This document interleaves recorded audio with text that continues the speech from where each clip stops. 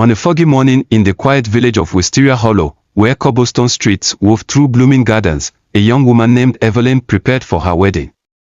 She was not just becoming a bride, she was embarking on a life she had never imagined, one filled with hope and new beginnings. Evelyn had always been a dreamer. Growing up, she spent her days sketching wildflowers and imagining stories about distant lands. But life had its plans. When her family arranged her marriage to Nathaniel, the reserved blacksmith, she felt a mix of curiosity and apprehension. She barely knew him beyond polite exchanges during town festivals. On the eve of her wedding, Evelyn sat by her window, her heart heavy with questions. What did it mean to begin as a bride? How could she merge her dreams with the reality of a shared life? Her grandmother, wise and warm, found her there. Evelyn, she said, taking her hand, a new bride doesn't begin with answers. She begins with trust. Trust in herself, trust in her partner, and trust in the journey they'll create together. The words lingered in Evelyn's mind as dawn broke on her wedding day. Dressed in a gown she had sewn herself, she walked down the aisle beneath a canopy of wisteria blooms. Nathaniel stood waiting, his hands clasped nervously but his eyes steady. When they exchanged vows, Evelyn noticed the tremor in his voice. It wasn't fear, it was sincerity. In that moment, she realized beginning as a bride wasn't about perfection or certainty. It was about stepping into the unknown with courage and kindness. As weeks turned into months, Evelyn and Nathaniel grew into their partnership. He built her an artist studio beside their home, and she surprised him with hand-painted signs for his shop. Their life was a dance of compromises and shared dreams, a testament to the beauty of starting anew. Evelyn learned that becoming a bride was less about the wedding and more about the journey that followed, a journey built on love, trust, and the willingness to embrace the unknown together. And so, under the wisteria blooms of their village, Evelyn and Nathaniel began a story of their own, one petal at a time.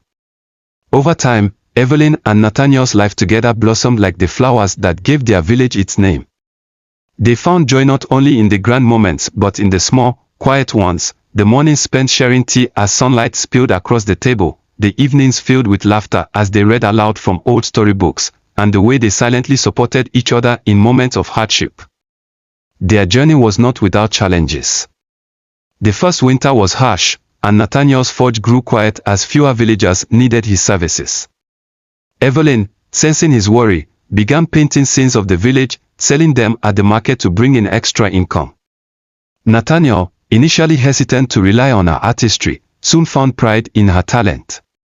One day, as he watched her paint a mural on the side of the forge, depicting Wisteria Hollow in full bloom, he said, "You've turned this place into something beautiful, Evelyn.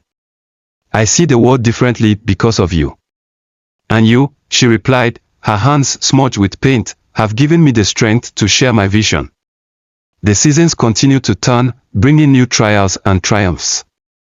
When Evelyn discovered she was expecting their first child, fear mixed with joy. Would she be a good mother?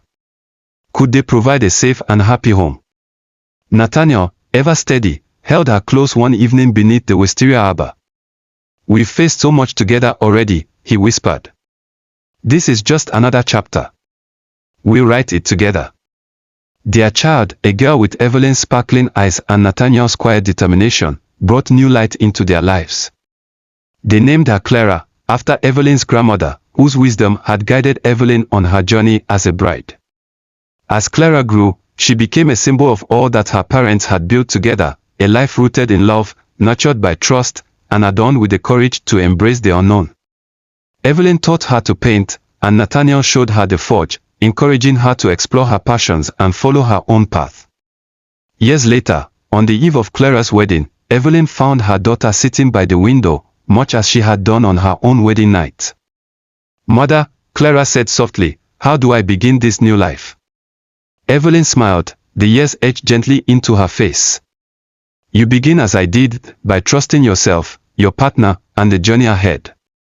And by remembering that love isn't just in the vows you take, but in the life you build, moment by moment." Under the same wisteria blooms that had witnessed Evelyn and Nathaniel's union, Clara's story began.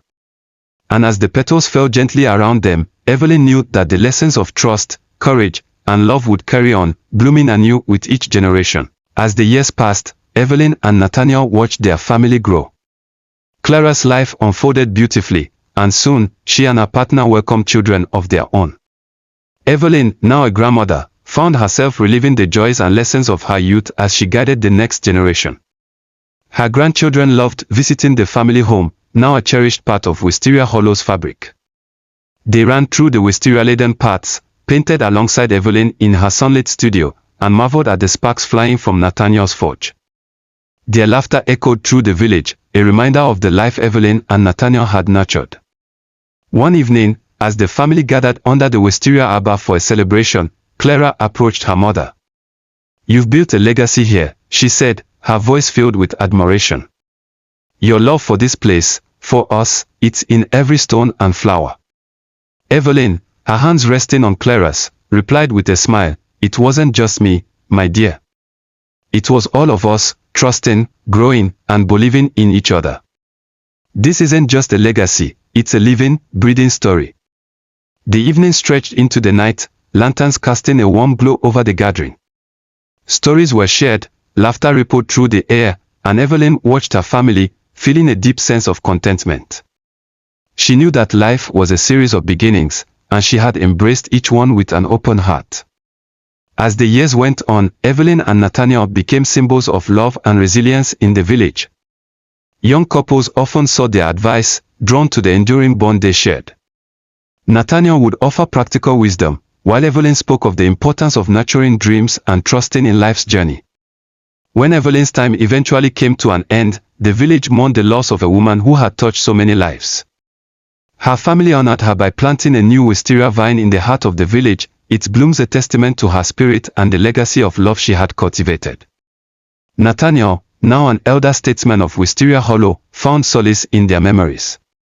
He often sat beneath the wisteria arbor, surrounded by the laughter of his grandchildren and great-grandchildren, knowing that Evelyn's essence lived on in every joyful moment they shared. And so, the story of how to begin a new bride became more than just Evelyn's tale. It was woven into the lives of all who came after her, a lesson that every beginning, no matter how uncertain, held the promise of a beautiful journey.